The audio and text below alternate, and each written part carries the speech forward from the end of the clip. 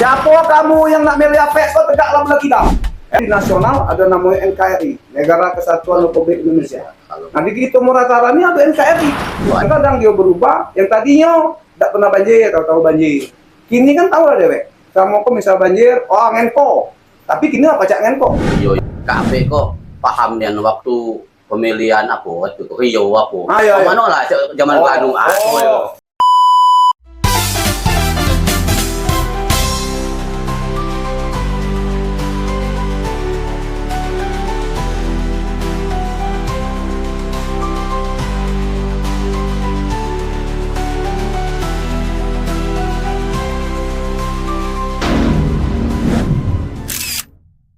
Assalamualaikum warahmatullahi wabarakatuh. Waalaikumsalam warahmatullahi wabarakatuh. Halo semua, selamat datang di podcast KPU Muratara, menginspirasi dan mencerdaskan, serius tapi santai. Pada hari ini kita akan membahas topik tentang demokrasi dulu dan sekarang. Jadi budaya demokrasi dulu dan sekarang ini sudah banyak yang generasi muda yang belum paham. Untuk itu dengan podcast ini semoga tercerahkan atau tercerdaskan. Pada hari ini kita datang seorang tamu atau narasumber yang begitu mengenal banyak tentang Muratara atau terutama sejarah lokal Kabupaten Musirawas Utara. Dia seorang birokrat, penggiat sosial, dan banyak lagi lah yang Bapak ini yang didapatkan.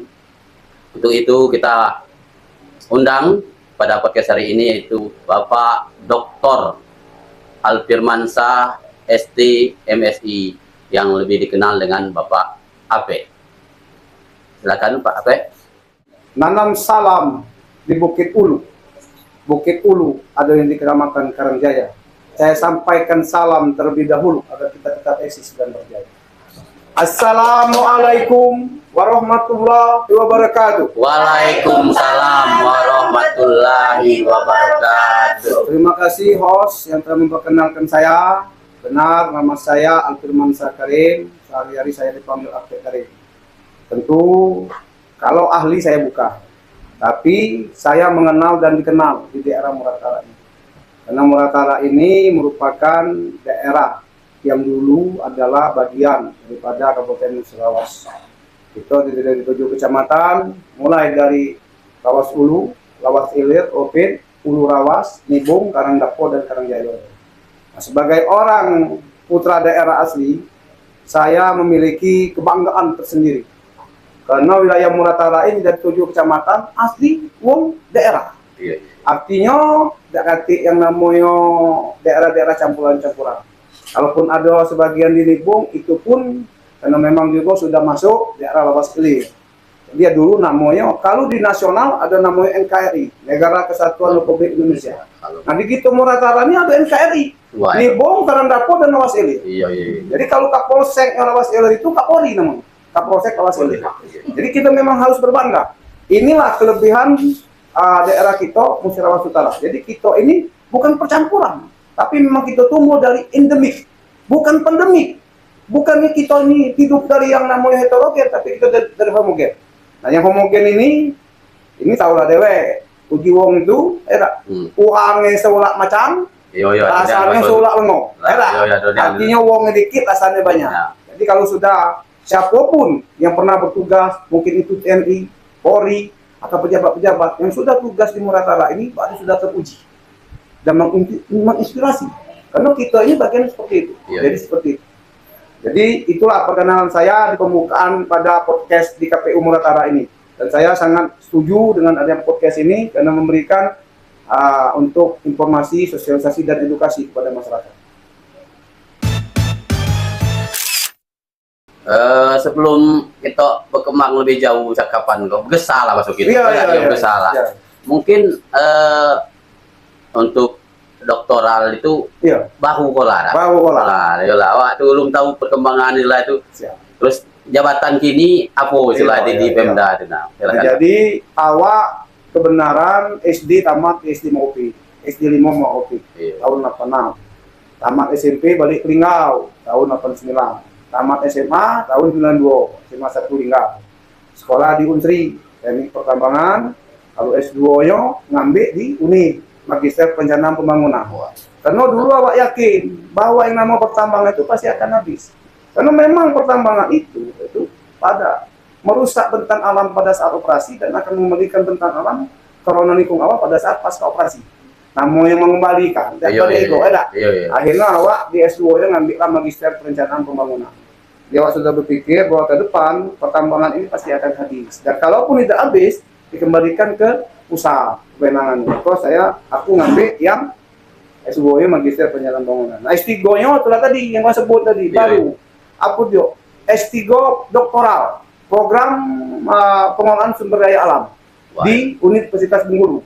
Kalau aku ngambil PSDA, pengelolaan sumber daya alam, penuh kita tahu lah bahwa Musirawas Utara kok, jak di Ulu sampai Kele, jak di Ulu Rawas sampai Ulu Ropit sampai Kele, ada. Kalau dari Ulu Ropit ada yang namanya Tanjung Agung, Lubuk Kembung, ada. Murah Bantapung segala macam Karangjayo, Bemaho di Mopit, ada. Melewati mau segala macam, itu namanya Ulu Ropit. Nah kalau Ulu Rawas, mulai jadi Kota Tanjung, Napa Licin, Rawas Ulu, Sungai Bawung segala macam, sampailah dia bertemu dengan Sungai Musi di Muara Lapas di daerah Sekayu, daerah Mubah. Nah ini kita merupakan daerah kabupaten yang terdiri dari 82 desa, 7 kelurahan, yang dua-duanya punya palak sungai. Induk sungainya.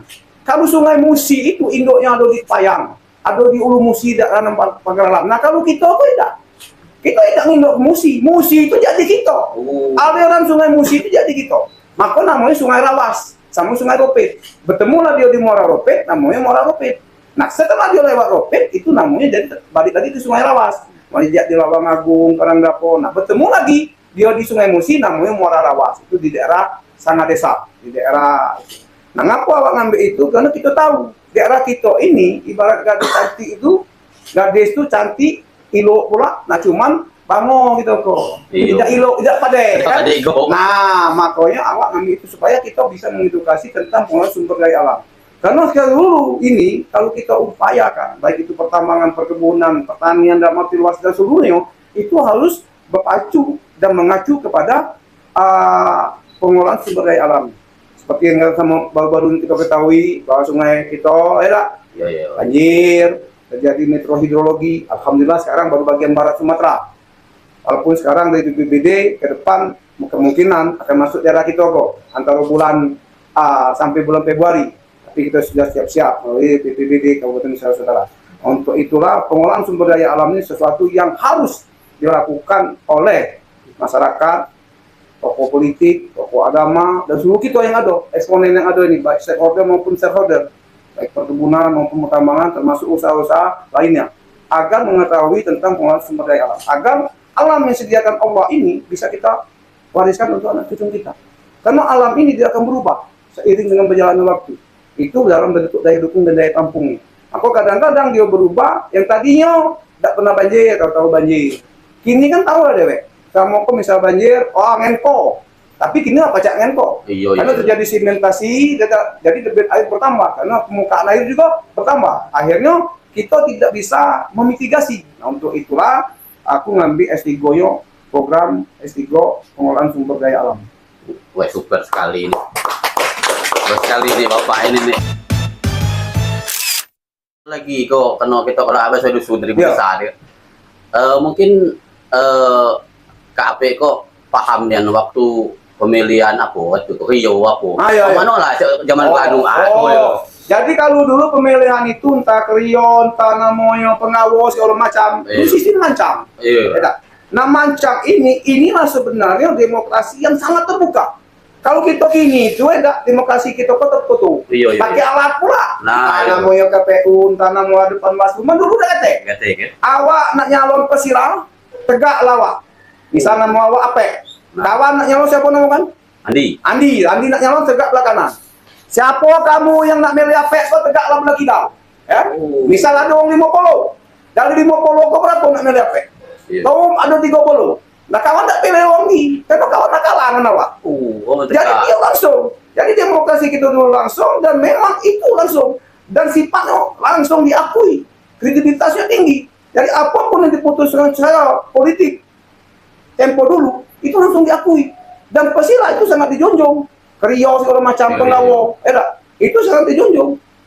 Jadi apapun itu keputusannya dari sistem pemilihannya sangat kredibel dan hasilnya pun sangat kredibel dan orang mengakui itu model itu. Nah kalau kini kan Bang Soleh tuh, ada. Nah, ya kalau yang itu diputus. Iya ada. Kawan lah terpilih, kotak-katik, tanya tuh, ada pelanggaran tuh. Akhirnya apapun yang diputuskan secara politik, harusnya kawan sudah terpilih, belum tentu. Karena ada administrasi yang mungkin terlewatkan. Iya. Nah, tapi apapun itu, karena ini sistem, itu ikuti. Jadi sistem lama itu memang sangat sederhana, tapi legitimasinya tinggi, kredibilitasnya tinggi. Jadi apapun sudah dipilih, contoh tadi ada 50 pemilihan, awak dengan kawan, apa nanti tegak dengan menawak 30, kawan tidak perlu lagi orang tegak. Iya. Awak tegak kalau udah tinggal lagi kawan kan awak balik. Dan kawan mendukung awak ketika awak jadi, ya. Nah zaman kini kadang-kadang tuh itu tadi ada filosofi kini itu dah. Nah, jadi apa lah? Bahwa musuh adalah teman. Jadi umpama kawan tadi ada orang 20 milah kawan, ya tak? Itu kan berarti kan musuh awak kan? Iya. Nah kawan nganggap musuh adalah teman. Akhirnya ke depan terjadi persaingan. Ketika terjadi persaingan yang tidak sehat. Pada saat itu sudah tidak lagi sistem pemilihan. Iya. Pemilihan persilangan sudah lewat. Nah tapi karena itu tadi terjadilah misalnya saling siku, saling protes, kemudian kita protes ini ya lah, saling membuat surat. Nah pada zaman dulu udah kate, karena siapapun yang kalah mendukung yang menang, siapapun yang menang mengajak yang kalah. Kawan kalah jadi istilah, kawan jadi trio misalnya, mengawak bersirai. Iya. Ada apa bagian-bagian itu, jadi kita bersinergi terus. Nah jangan memang kita, apalagi tempatnya kan dalam ruang lingkup kecil. Nah tapi sebenarnya jadi pembelajaran untuk kita. Nah kalau kini itu ya namanya sudah banyak tool-tool, nah, tapi bukan kita menyalahkan sistem. Yang penting legitimasinya itu yang harus kita inginkan bahwa untuk pemilihan pancang di zaman dahulu itu malah termasuk politik secara terbuka dan legitimasinya sangat tinggi. Apa yang harus setuju dengan apa yang kamu sampaikan ini, bagaimana perspektif melihat kehidupan politik, pendidikan politik di Muratara dulu dan sekarang. Nah dari kehidupan masyarakat memang sudah seperti itu. Jadi orang-orang Muratara itu, karena kita ini wilayah kita ini beda dengan Musi. Wilayah kita ini termasuk wilayah yang subur. Jadi nanam 3-4 hektar karet itu bisa jadi orang kaya. Tidak perlu lagi tak gawe. Cuma gini lah, mula nenek, anak-anak kita gini, ponak-ponakan kita banyak nak pegawai di sawit. Menek gitu dulu modal apa, muka utang 3-4 hektar tak pajak untuk hidup anak bini, masuk keluarga-keluarga yang lain. Nah ini juga harus kita tekankan. Nah, jadi antara hubungan kedua dan sekarang ini, kita jangan keluar daripada kearifan lokal yang ada. Dan apa yang baik di tempat lain itu belum tentu baik di tempat kita. Nah, jadi kalau kita ini jadi khas tersendiri, termasuk wilayah yang sifatnya endemik, ini harus kita syukuri. Jadi saya meyakini bahwa siapapun apapun yang dilakukan di Muratara ini, penanganannya ini harus secara spesifik dan sifatnya harus secara endemik. Tidak boleh disamaratakan dengan yang lain. Ya, kalau istilah itu mulai tahu politik itu sejak kapan lah? Kan? Ya. Alhamdulillah awak ko kebenaran, awak ko kan Dr. Andes Haji Akarim Ini sama dulu pernah pesirah. Tahun 66 dia tamat kadisi, tahun 69 dia tamat APDN, selanjutnya 78 sampai 82 tamat IP, pernah jadi camat, pernah jadi pesirah. Dulu pesirah mau tahun 70-an. Jadi camat itu di Ribu Tinggal tahun 82 sampai 85, 85 sampai 87, nah itulah camat OP. Nah, awak 85 87 itu baru kelas 6 SD. Nah, awak ngelihat dengan mata kepala awak dewek, ya. Mbak awak tuh ngapok waktu dia jadi camat, dulu belum kate. Karangjayo masih perwakilan. Ya? Jadi camat itu camat Opit, camat Induk yo, perwakilan Karangjayo, ya kan? Sama Mbak awak camat Opit, wakilan itu Karim Harun, sudah almarhum kan? Nah ini awak melihat bagaimana sosok seorang ayah, bapak Mbak awak itu bisa mengayomi masyarakat. Jadi mulai daripada kehidupan sosial maupun kehidupan kemasyarakatan. Contoh dulu yang nama Yong Kejo. Tahu Kejo? Gemian. Gemian. Dulu tuh kan terata apa tenda-tenda. Dulu namanya terata. Ngambil kayu, ngambil polo, ngambil segala macam. Kita namanya apa nama itu beselang. Jadi beselang itu ada beselang puntung, ada beselang ayah, ada pun beselang bangun panggung. Termasuk lagi alis sedekah. Nah kita itu bergotong royong membuatlah panggung. Kagak sudah panggung, ada pula berselang puntung. Siapa-siapa yang nyiapkan puntungnya. Ada pula berselang misalnya lauk-lauk tadi. Nah itu seluruh gotong royong. Nah itulah makanya kita mengatakan berselang semuanya. Jadi awak tahu politik itu dari dulu sampai sekarang melihat kehidupan bapak. Nah kebetulan bapak itu berkawan dengan bapak Nani, ya. Jadi inilah makanya ketika aku jengok, aku balik ke Ropet sekarang di Muratara, aku sudah familiar. Kalau ada apa kemasyarakatan, mana ada yang meninggal, kita datang. Mana datang rakyat, paling tidak kaki takziah. Takziah ada 1 sampai 3, 3 sampai 7, kaki 40. Nah kan kalau ada yang sedekah, itulah kita sebagai pemerintah, kita mungkin diminta kata sambutan, kita mau tahu, kita mengedukasi masyarakat, agar masyarakat itu selalu refresh bahwa banyak ketentuan peraturan harus kita lakukan, harus sesuai dengan aturan. Nah makanya dalam pendidikan politik seperti itu yang malah lebih efektif. Nah, namun sekarang kadang-kadang ya kalau kami dulu yang namanya camat itu harus tinggal di daerah masing-masing, bini anak dulu kalau. Nah kalau camat ini ya tahu lah dewek, mungkin kemajuan karena pencapaian daerah ini cepat. Kalau dulu kan kopet sako, jadi tinggal. Transportasi lancar. Tapi ada keuntungannya. Awak baca sekolah di OPIT, awak camat di SD Limo, kan? Awak banyak kawan-kawan di OPIT, kan model itu. Nah, jadi kalau ke depan itu kawak di Lingkau ketemu OPIT, banyak juga kawan. Nah, jadi kehidupan politik itu sudah awak jalani dari mulai, memang dari kecil, sudah nengok bahwa waktu mulai tahun 85. Karena waktu masih kecil, awak kan belum tahu berpikir. Nah, setelah 85-87, baru tahu Malaysia, awak tahu berpikir, oh ini loh tujuannya. Apalagi pada waktu itu, kita kan mengutamakan tentang kehidupan baik perekonomian masyarakat. Mata pencarian. Dulu kan masih lemah, mau kebon. Nah, jadi talang lagi baca jadi itu kan. Nah, jadi kita berkebun terus. Ada utang gitu, Bu. Nah, kini kan banyak aturan-aturan. Nah, sementara ketika kita punya tenaga tapi kita tidak punya ini, kita tidak bisa berbuat. Kalau dulu itu yang penting kita punya tenaga. Yang poin kuat dia dapat. Gitu kan. 4 lipat, siapa cepat dia dapat. Nah, ada. Sebab utang kan dia punya dulu kan. Ini lah dicap-cap oleh negara, ini ada ini. Nah, kalau dulu, apalagi masyarakat yang memang waktu itu kan sifatnya masih sederhana. Masih puting, pakai beliung, pakai kapak, belum pakai sinso. Makin nggak pakai sinso, udah tahu habis. Nah, itulah kan. Nah, jadi seperti itu. Jadi kehidupan politik itu sudah awak jalani sejak awak tamat SD di OPIT. Jadi itulah budaya zaman dulu. Nah, sekarang mungkin lebih banyak memanuklah budaya demokrasi zaman kini. Memanuk istilah itu di pandangan KAP. Ya kalau zaman kini, apalagi sudah ada ketentuan dan peraturan. Segala sesuatu itu yang namanya ketentuan dan peraturan itu untuk membuat supaya kita ini teratur. Jadi apapun yang sudah ditentukan, misalnya pendaftaran lewat KPU, kan KPU pasti mengeluarkan persyaratan jadi calon kepala daerah kan, yang harus dipenuhi. Jangan sampai mengangkangi, seperti itu. Nah, jadi apapun sudah ada ketentuan itu silakan. Siapapun yang ingin terjun dalam dunia politik silakan. Dilihat persyaratan-persyaratannya dan kemungkinan apa yang bisa dilakukan dari segi membangun daerah melalui jalur politik. Entah dia jadi kepala desa, entah dia menjadi bupati, ataupun menjadi apa-apa. Kecuali kalau kami birokrat ini bukan yang politik, kami ini namanya birokrat. PNS kan. Nah, tapi seorang PNS itu jangan sampai butuh politik. Harus tahu juga politik kemana arah ya kan. Makanya Pak Bupati sering berpesan, Pak Depi Suwarno ini, kamu tuh kalau baca berita nasional, tengok juga TV-TV nasional tentang cek mana ini apa komoditi, karena kemungkinan itu pasti akan berimbas ke daerah. Contoh mencak sawit, kalau kita tidak baca apa dengar berita cek mana perkembangan minyak, cek mana perkembangan sawit, kita tidak tahu nih trennya seperti apa sawit. Seperti itu kan. Nah, tapi kalau kita baca berita itu, nah jadi Pak Bupati juga dalam kesempatan di tempat-tempat masyarakat, tempat sedekah maupun apa-apa selalu menyampaikan bahwa kita itu harus berkiblat ke nasional dan internasional. Jadi walaupun kita ini orang kampung, tapi jangan berpikir kampungan, harus terbuka pemikiran seperti itu. Apalagi kalau balik dari dunia politik. Nah, kita ini kadang-kadang payah menghasilkan kehendak. Dari zaman nenek moyang kita dulu masuk kehendak itu tidak boleh. Harusnya yang menang menghormati, menghargai yang kalah. Yang kalah menghormati yang menang. Aman tidak?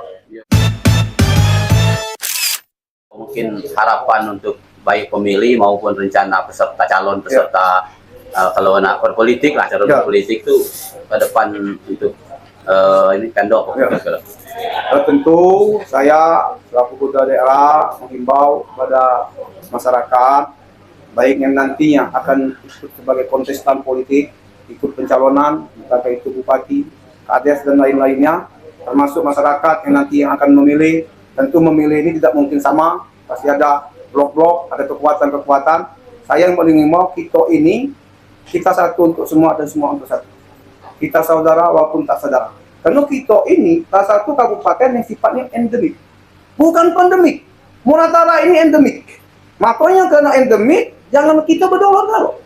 Kawan orang kanggap, kawan. Kan apa? Kanggap, walau enggak bah, tidak. Iya. Paling enggak kita harus bahasa Indo. Iya, iya. Paling enggak kita pernah itu. Jadi kita tidak usah tentang pernah.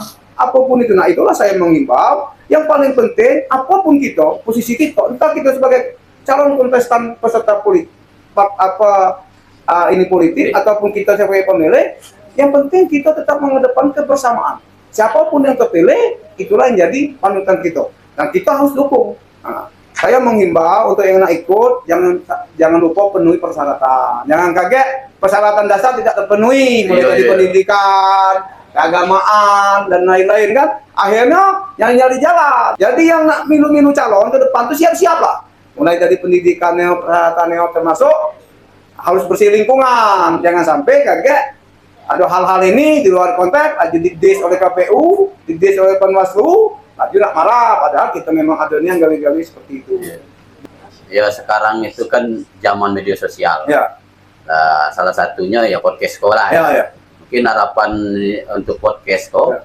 apa selain untuk masyarakat umum biar sampai ke masyarakat apa selain? Ya. Kami dari Pemkab Muratara, Pak Bupati, Pak Wagub, dan Pak Sekda, dan saya sendiri sebagai masyarakat dan juga orang birokrat dan seluruh ini ya berharap agar masyarakat Muratara ini, karena memang tingkat antusiasme tinggal menggunakan medsos, tolong untuk bisa melakukan mungkin lebih sedikit bijaksana dan etika dan tidak menginikan berita-berita hoax. Kalaupun ada berita hoax itu harus dikonfirmasi dulu lebih lanjut. Nah, kalaupun tidak, paling tidak kita jangan melanjutkannya. Kita hentikan. Jangan yang asal-asal share. Nah, itulah harapan kami. Dan kami meyakini media sosial ini media yang paling efektif di Indo, ya, untuk menyampaikan sesuatu, entah itu informasi, sosialisasi, edukasi, dan advokasi pada masyarakat tentang apa baik, tentang kemasyarakatan, sosial ekonomi, tentang politik, ya kan? Nah, tapi kalau kita salah dalam menggunakannya dengan cara yang ini akan menjadi bumerang untuk kita. Nah, terkadang orang luar dia tidak konfirmasi lagi, dia langsung mengecam, oh Muratara ini Mbak Tio Menko, seperti ini. Nah, padahal tidak seperti itu. Nah, kalaupun ada, memang mungkin sebagian itu karena memang ada ulah-ulah oleh oknum. Nah, inilah yang harus kita bicara tentang etika dan kepatutan tadi. Mungkin imbauan kami sekali lagi pada seluruh masyarakat Muratara yang memang sangat giat bermedia sosial. Karena kini banyak pula DPSN di media sosial kan? Apa? FB Pro, segala macam kan? Nah, tapi jangan sampai kita merusak tatanan kehidupan yang hakiki, terutama tentang apa yang sudah dilakukan di wilayah Kabupaten Sulawesi Utara. Yang paling penting, apapun yang kita inginkan, paling kita tahu sumbernya. Kalau kita ada sumbernya, kalau itu layak untuk kita share, silakan kita share. Tapi kalau tidak, kita bicara tentang kepatutan tadi. Seperti itu. Ya, terus yang terakhir nih, mungkin tadi kita tema budaya demokrasi dulu dan sekarang, mungkin ada perbedaan yang tidak terlalu jauh lah secara demokrasi sekarang. Jadi jelas, kalau demokrasi dulu itu kan terbuka dan langsung. Mancang dari situ. Kalau kini itu kan tidak langsung, walaupun langsung umum bebas dan rahasia, tapi dalam mekanisme pelaksanaannya kan pakai mekanisme. Nah, ini kan pakai waktu. Nah, untuk itulah kita berharap untuk yang ikut politik ini harus menghargai tentang bagaimana berpolitik dengan baik, ya. Apalagi dengan kaidah langsung umum bebas dan rahasia. Dan kita meyakini bahwa KPU ini sebagai salah satu stakeholder yang melayani tentang pelaksanaan ini. Termasuk podcast ini kan bagian daripada sosialisasi. Nah, kita berharap setelah kita sampaikan ini, bincang-bincang kita ini, paling tidak ada hal-hal yang bisa kita mengertikan bahwa kesederhanaan politik di waktu dulu bukan berarti itu lebih bagus. Tapi memang waktu itu tuntutannya cukup momentum. Nah, kini kan dapat jadi. Harus pakai mekanisme pendaftaran oleh lewat KPU yang mengawasi ada namanya Panwaslu supaya netralitas tetap terjadi. Nah, jangan sampai apa-apa yang kita sudah upayakan melalui mekanisme dan sistem yang ada, yang sudah baik ini, tapi kita dikangkangi oleh ketidaknetralan baik oleh itu. Untuk itulah, dalam perspektif politik dulu dan sekarang, dulu itu sederhana dan sifatnya langsung dan terbuka. Kalau sekarang ini, sifatnya langsung umum bebas rahasia, tapi melalui misalnya pelaksana pemilu ataupun pengawas pemilu, pelaksana itu KPU, dan pengawasnya mungkin Panwaslu dan Bawaslu. Dan harapannya netralitas itu paling nomor satu. Karena apapun tentang sistem politik, kalau tidak netral, ini tidak akan tidak dapat legitimasi yang tinggi dari masyarakat. Oke, terima kasih pada narasumber.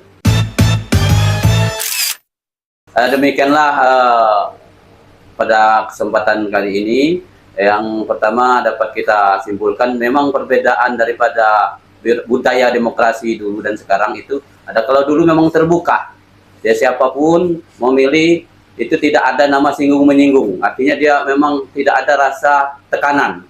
Tapi sekarang karena semakin lama kita membuat satu sistem tersebut, maka disebut sistem demokrasi yang memenuhi persyaratan, baik memenuhi integritas dan regulasi-regulasi itu tiap hari, tiap kali kita ada tahapan untuk khususnya pemilu, itu melakukan revisi-revisi menyesuaikan dengan kondisi sekarang. Dari saya host, saya ucapkan terima kasih. Saya akhiri, wabillahi taufiq wal hidayah. Wassalamualaikum warahmatullahi wabarakatuh. Waalaikumsalam warahmatullahi wabarakatuh.